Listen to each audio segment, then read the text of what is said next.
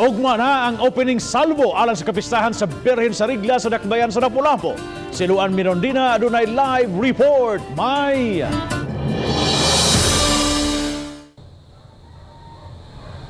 Bab na anda na nga matag tuig ang fluvial procession ang magsilbing opening salvo sa kapistahan sa Birhen sa Regla.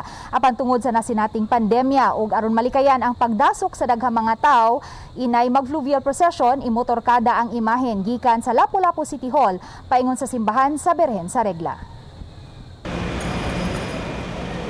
Giandam na ang ground floor sa Lapu-Lapu City Hall di ni pahimutang ang imahen sa Birhen sa Regla.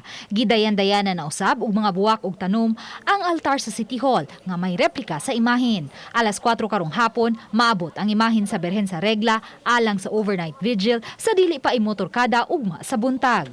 Aron pagsiguro nga mapatuman ang physical distancing, anhi dinhi sa labi ipahimutang ang mga lingkuranan alang ni adtong buot mosalmot sa vigil.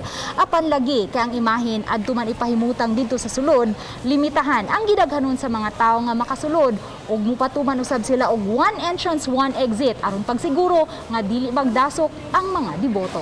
Naanay ibutang lingkuranan nga maka-vigil in every hours.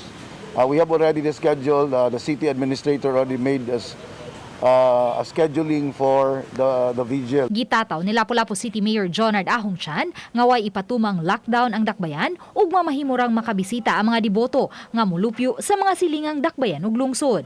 Sa executive order nga gipagawa sa mayor, gihimug-atan niini nga higpit nga ipatuman ang mga health protocols ug istriktong ipatuman ang 50% lang nga capacity sa simbahan. Pwede ra gyud maghikay ang tagbalay for their own, no? Para sa ilahang pamilya, but dili para sa mga bisita. We discourage, we disallow na adunay mga bisita ang mangibitar sa laing lugar, no?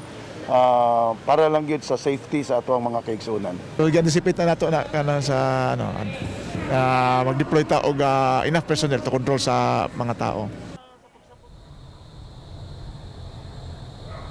Bab gitataw sa mayor nga bisan atul sa kapistahan higpit nga ipatuman sa dakbayan ang curfew nga magsugod sa alas 10 sa gabi hangtod na sa alas 5 sa kadlawon samtang higpit usab nga gidili ang inom. Bab, daghang salamat Luan Mirondina sa imong live report.